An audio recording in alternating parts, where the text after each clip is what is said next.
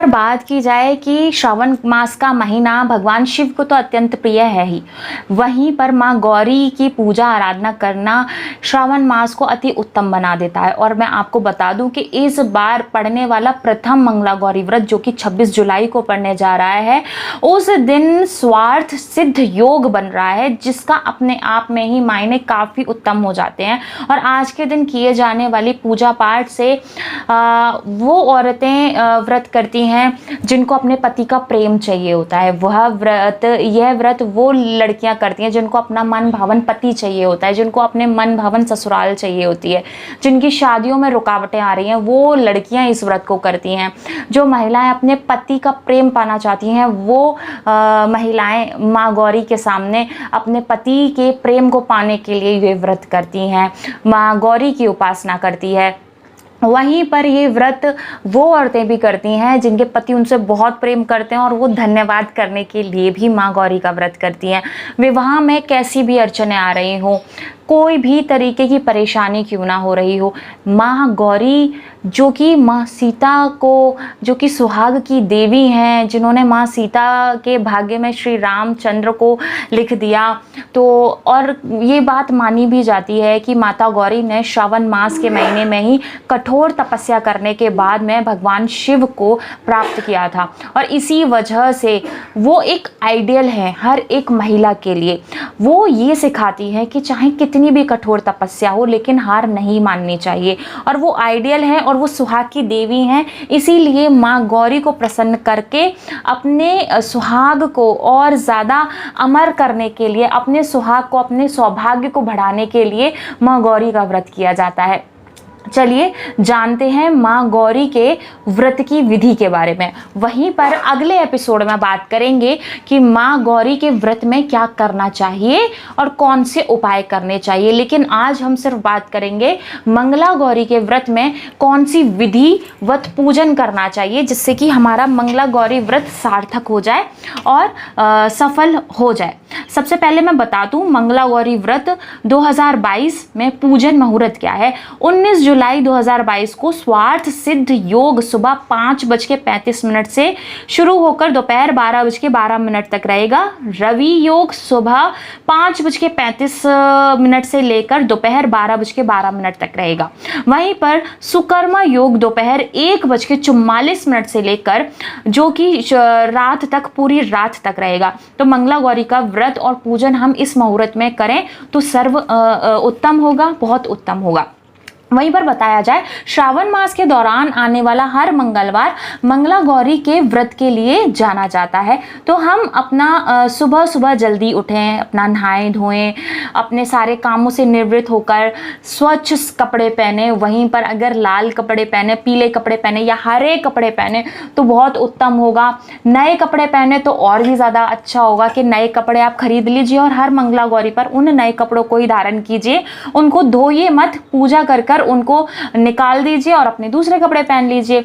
तो माँ से भी वो नवीन वस्त्र ही कहलाते हैं। और हर व्रत में हम इस तरीके से उन वस्त्रों का उपयोग करके माँ गौरी की पूजा कर सकते हैं। वहीं पर माँ मंगला गौरी पार्वती जी का एक चित्र और प्रतिमा रखें, उनके नीचे में एक सफ़ेद या लाल रंग का एक कपड़ा चढ़ाएं और वहाँ पर माँ गौरी के बीज मंत्र का, जो कि मंगला गौरी मंत्र कहा जाता है, ओम गौरी शंकराय नमः। जी हाँ, क्योंकि ये एक सौभाग्य देने वाला व्रत है और बिना शंकर जी के माँ गौरी खुद अधूरी हैं। तो ओम गौरी शंकराय नमः इस व्रत का सुबह से लेकर रात तक मनन करते रहें।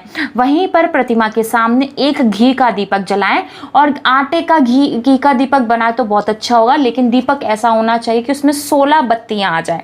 वहीं पर 16 की मात्रा में श्रृंगार अर्पण करें, मतलब कि 16 तरीके के श्रृंगार, बिंदी, लिपस्टिक, महावर, मेहंदी, सिंदूर और आप जो भी तरह तरीके की चूड़ियाँ और हरी हरी चूड़ियाँ, लाल लाल चूड़ियाँ, तो इस तरीके से आप 16 मात्रा में बिछुआ हो सकते हैं, पायल हो सकते हैं, 16 मात्राओं में करके। अगर आप 16 मात्राओं में नहीं कर सकते तो 5 मात्रा में करके माँ गौरी को अर्पण ज़रूर करें। वहीं पर बात की जाए तो पूजन के बाद में मंगला गौरी की कथा ज़रूर सुने।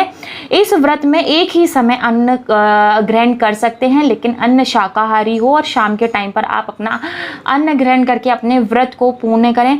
वहीं पर शिव प्रिया पार्वती को प्रसन्न करने वाला यह सरल व्रत करने वाले को अखंड सुहाग तथा पुत्र प्राप्ति का भी सुख प्राप्त होता है। श्रावण मास में या मंगला गौरी व्रत के दिन श्री मंगला गौरी मंत्र ओम गौरी शंकराय नमः इस मंत्र का पूरा दिन अधिक से अधिक जाप करें और माँ गौरी को याद करते रहें।